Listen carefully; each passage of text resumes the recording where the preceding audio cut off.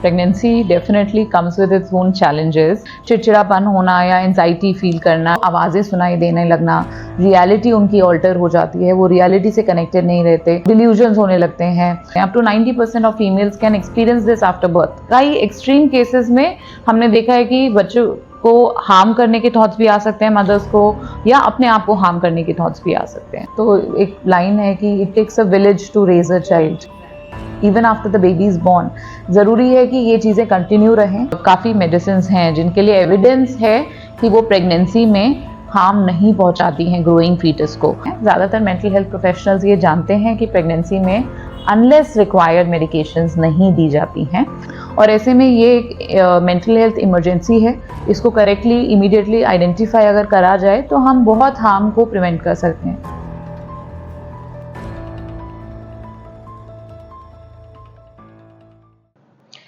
Hello everyone. In today's episode, we are talking about something that often stays behind a closed door: mental health during pregnancy. Joining us is Dr. Sneha Sharma, a brilliant psychiatrist and now a brand new mom to a beautiful baby boy. And because she's living this phase herself, we thought who better to talk about mental health during pregnancy than someone who understands it both personally and professionally. So let's get right into it. Dr. Sneha, first thing first, congratulations. Thank you so much. How has this journey been for you so far, both mentally and emotionally?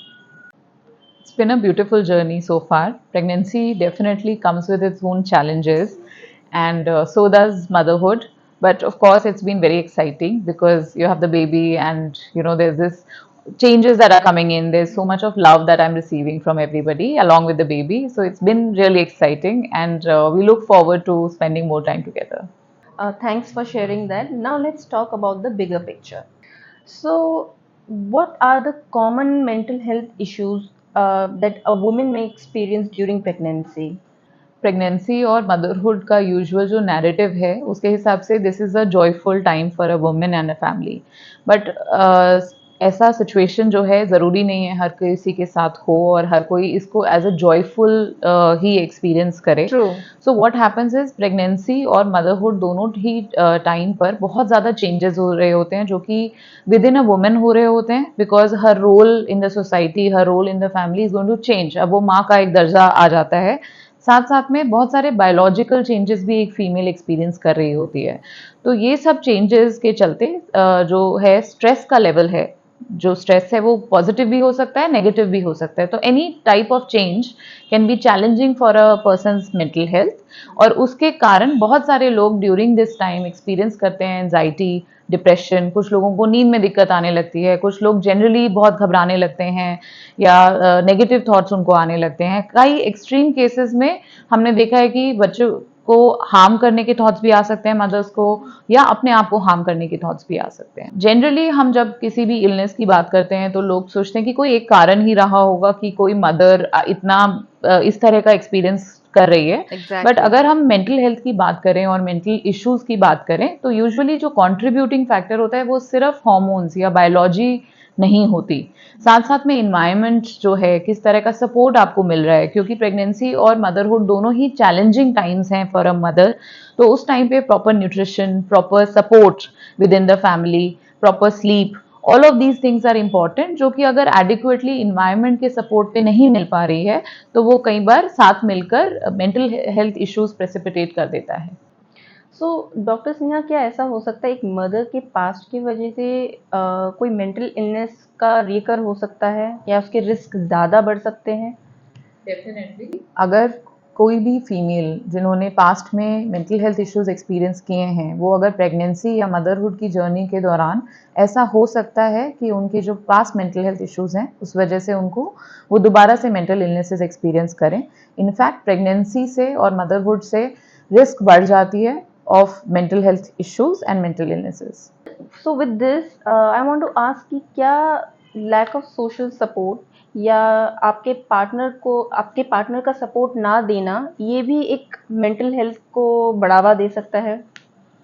Definitely pregnancy के time पर support जो है वो बहुत important हो जाता है, specially partner का और एसोसिएटेड फैमिली मेम्बर्स का। तो एक लाइन है कि it takes a village to raise a child.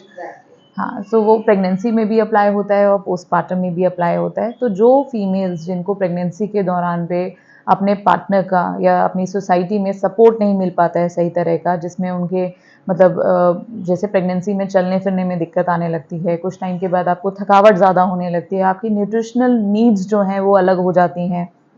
साथ में आपको इमोशनली जो आप अप्स एंड डाउन्स फील कर रहे होते हो उसके बात करने के लिए कोई चाहिए होता है, चैलेंजेस जो आने हैं उसके प्रिपेयर करने के लिए भी कई बार आपको सपोर्ट चाहिए होता है।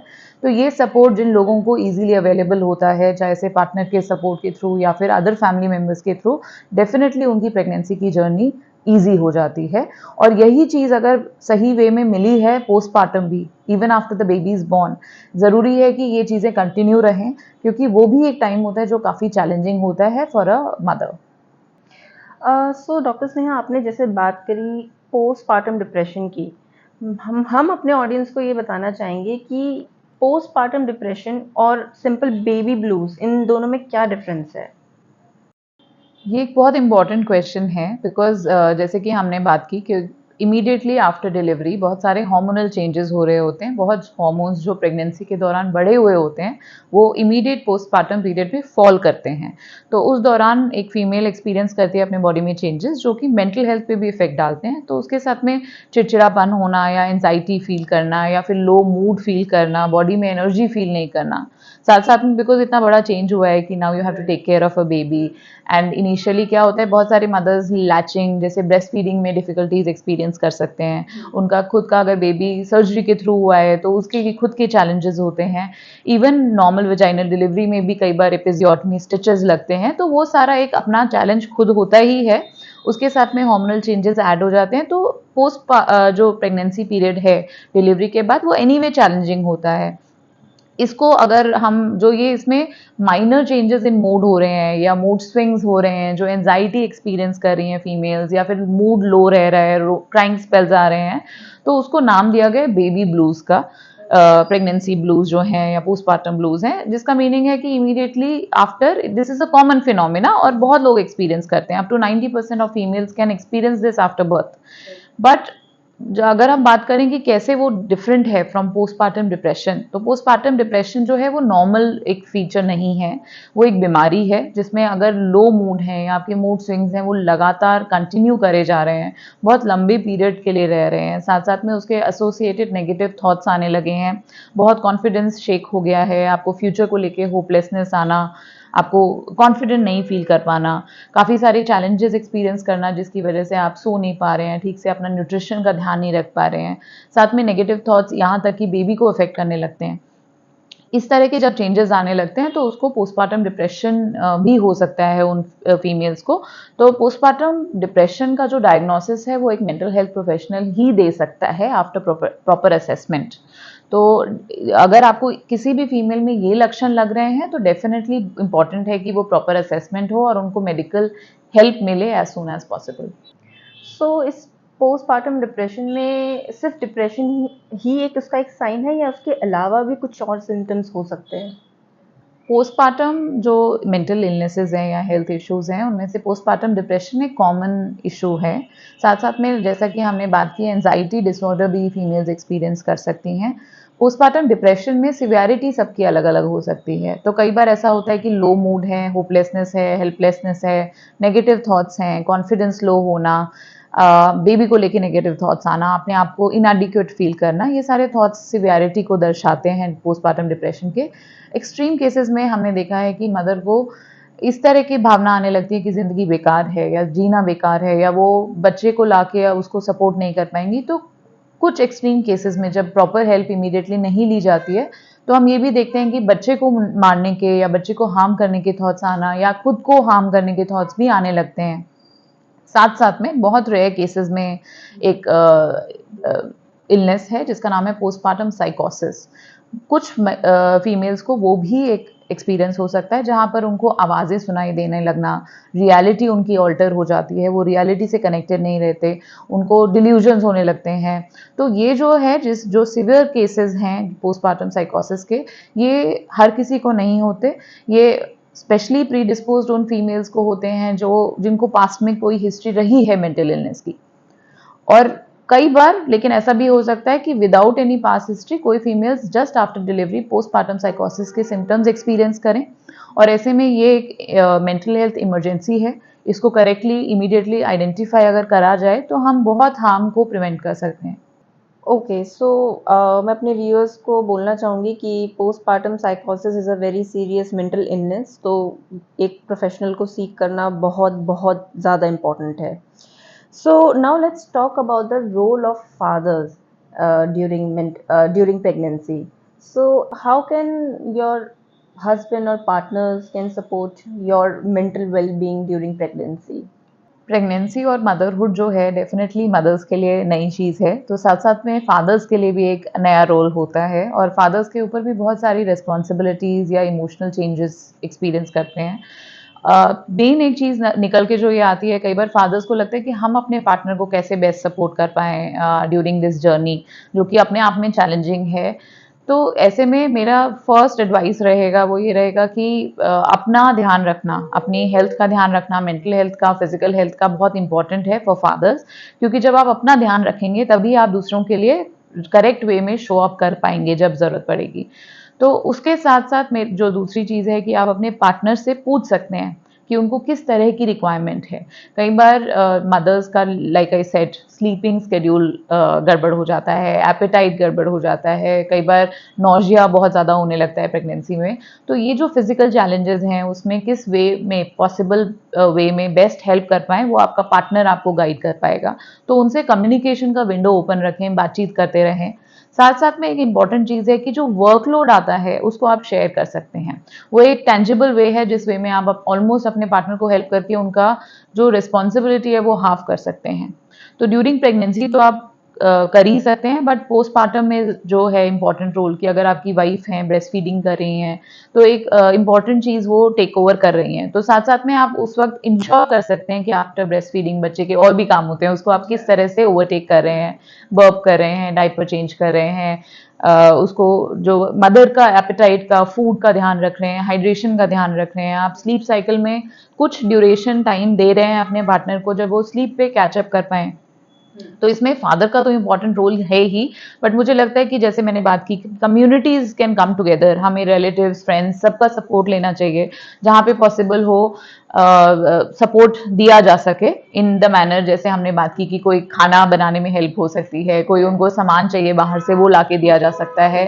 तो rather than relying on just gifts, rather than on just relying on कि हमने चेक इन कर लिया, पूछ लिया क्या है, more practical help can be provided to a new couple, to a new parents immediately, so that उनका जो वेलबींग है मेंटल एंड फिजिकल वो कंटिन्यूड रहे और उनको मेंटल हेल्थ चैलेंजेस जो हैं वो कम फील हों।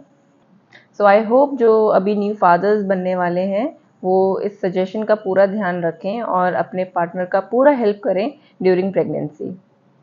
So, Dr. Sneha, let's talk about the medication and treatment. As you know that mother's health कितनी important है, so ऐसे में safe treatment बहुत ज़रूरी हो जाता है. So, what are your suggestions when treating women during her pregnancy? Pregnancy में अगर हम सेफ ट्रीटमेंट ऑप्शंस की बात करें तो वो जो ट्रीटमेंट ऑप्शंस हैं वो क्या होंगे ये डॉक्टर ही रेकमेंड कर सकता है, और डॉक्टर्स जब किसी से मिलते हैं तो उन्हें ये बताना ज़रूरी है, किसी आप अगर मेंटल हेल्थ इशू के लिए डॉक्टर को दिखा रहे हैं और आप प्रेग्नेंट हैं तो आपको डॉक्टर को बताना ज़रूरी है कि आप प्रेग्नेंट हैं और उस हिसाब से दवाइयाँ दी जाएँ। डॉक्टर्स जब प्रेग्नेंट फीमेल्स को कोई भी मेडिकेशंस प्रिस्क्राइब कर रहे होते हैं तो सबसे पहली चीज़ देखते हैं कि क्या उन्हें वो मेडिसिन की ज़रूरत है। मोस्टली प्रेगनेंसी के केसेस में तभी दवाइयाँ प्रिस्क्राइब की जाती हैं जब हमें लग रहा है कि सिवियरिटी जो है सिम्पटम्स की वो इतनी ज़्यादा है कि वो कहीं ना कहीं प्रेग्नेंट फीमेल को अफेक्ट कर रही है और मदर के साथ बच्चा भी अफेक्ट हो रहा है। बिकॉज अगर मदर की हेल्थ अच्छी नहीं है तो अंदर बच्चे की हेल्थ भी अच्छी नहीं हो सकती, और कई बार एक्सटर्नली भी अगर मदर की मेंटल हेल्थ अच्छी नहीं है तो उनकी स्लीप डिस्टर्ब होगी, एपेटाइट फॉल करेगी, नेगेटिव थॉट्स आएंगे, तो ऐसे में वो अपनी प्रेग्नेंट स्टेट में अपना ध्यान नहीं रख पाएंगी जिसका डायरेक्ट असर बच्चे की ग्रोथ पे पड़ेगा। तो ऐसे में डॉक्टर्स फिर इवेल्युएट करते हैं कि क्या ट्रीटमेंट इस सिचुएशन में बेनिफिट्स देगा या फिर रिस्क जो हैं उसके कंपैरिजन में बेटर है या नहीं है। तो ये एक डिसीजन है वो एक एक्सपर्ट ही ले सकता है, एक मेंटल हेल्थ प्रोफेशनल ही ले सकता है। तो ऐसे में अगर आपको कोई भी मेंटल हेल्थ इश्यूज एक्सपीरियंस आप कर रहे हैं तो डॉक्टर को दिखाएं, उनको आप उनसे क्लियरली पूछ सकते हैं कि दवाई से क्या रिस्क रहेंगे। हमारे पास आजकल ऐसी काफ़ी मेडिसिन हैं जिनके लिए एविडेंस है कि वो प्रेगनेंसी में हार्म नहीं पहुंचाती हैं ग्रोइंग फीटस को। साथ साथ में मेडिकेशंस ऐसी भी अवेलेबल हैं जो ब्रेस्ट फीडिंग मदर्स भी ले सकती हैं, और वो इवन इफ ब्रेस्ट मिल्क में जा रहा है बच्चे को, तो वो बच्चे को किसी तरह का रिस्क जो है वो नहीं प्रोवाइड करता है। बस जब मैं ये बात बोल रही हूँ तो हमें ये चीज़ पे फोकस करना बहुत ज़रूरी है कि वो रिस्क जो है, मेडिसिन का रिस्क है, उसको कंपेयर करना होता है risk of untreated mental illness से। उसको हम इस वे में नहीं देख सकते कि कोई मदर बिल्कुल हेल्दी है, उसको हम same mother with mental health issues से कंपेयर नहीं कर सकते। तो किसी हेल्दी मदर में हम एक्सटर्नल मॉलिक्यूल्स नहीं देंगे, बट अगर कोई सिक है तो उनको हम जब दवाई देंगे तो हम ये देखेंगे कि क्या जो बेनिफिट है वो ट्रीट करने से ज़्यादा हो रहे हैं rather than leaving this person untreated. और जैसे कि मैंने आपको कुछ इंस्टेंसेस में बताया, जब रिस्क ऑफ हार्म मदर अपने जान पे खतरा बन सकती हैं, बच्चे की जान को खतरा हो सकता है, तो ऐसे में treatment is always a better option. और जो मेडिकेशंस हैं इस वक्त इतना एविडेंस अवेलेबल है कि कोई भी लॉन्ग लास्टिंग इफेक्ट नहीं होता, और वो जो उसके जो रिस्क हैं वो आपके डॉक्टर आपको क्लियर कट बता पाएंगे। So, Dr. Sneha, there are some women who don't want to take medication, but they are open for therapies. तो ऐसे mothers के लिए आपको क्या suggestion है आपकी? मेरा सजेशन सारी मदर्स को या टू बी मदर्स को ये रहेगा कि अगर आप मेंटल हेल्थ इश्यूज एक्सपीरियंस कर रहे हैं तो प्लीज़ फ्रीली जाके अपने मेंटल हेल्थ प्रोफेशनल से मिलिए। आप उनको अपने वरीज और कंसर्न्स बता सकते हैं। ज़्यादातर मेंटल हेल्थ प्रोफेशनल्स ये जानते हैं कि प्रेगनेंसी में अनलेस रिक्वायर्ड मेडिकेशंस नहीं दी जाती हैं, और माइल्डर केसेस में भी मेडिसिन प्रेफर नहीं की जाती। उस वक्त में थेरेपीज़ या अल्टरनेटिव जो मोड है कि जिसमें हम मेंटल हेल्थ थेरेपीज़ या साइकोलॉजिस्ट को रेफ़र करते हैं, वहाँ पे उसका सपोर्ट आप ले सकते हैं। हर इलनेस के हिसाब से उसके अकॉर्डिंग थेरेपीज़ अवेलेबल हैं, और ये जो एक ट्रीटमेंट प्लान है वो आप अपने साइकोलॉजिस्ट और साइकियाट्रिस्ट से मिलके बना सकते हैं। पर इसमें ये ध्यान रखना है कि मेडिसिन चाहिए कि नहीं, ये let the doctor advice you. और आपको अपने क्वेश्चंस हैं, क्वेरीज हैं, डाउट्स हैं, वो आप फ्रीली रखिए अपने डॉक्टर के अक्रॉस, उनसे पूछिए, और पूरे रिस्क और बेनिफिट को असेस करने के बाद, समझने के बाद ही एक डिसीजन पे पहुंचिए। So it's very important to seek a professional help. And Dr. Sneha, let's end this podcast with one key message that you would like to give our viewers who are going to be new mothers. So क्या एक key message होगा उनके लिए? Pregnancy and motherhood can be beautiful journey if you are doing well both physically and mentally. So सबसे important message यही है कि आप अपनी हेल्थ पे बहुत फोकस करें। हेल्थ जो है वो फिजिकल और मेंटल दोनों ही इम्पॉर्टेंट है, और जहाँ पर भी आपको लगे कि आप ठीक फील नहीं कर रहे हैं तो सबसे इम्पॉर्टेंट चीज़ है कि हेल्प लेने से ना घबराएं। That's all. So thank you, Dr. Sneha Sharma, and I would like to thank my viewers. Thank you to listen to this podcast, and if you like this podcast, please like, share, and subscribe.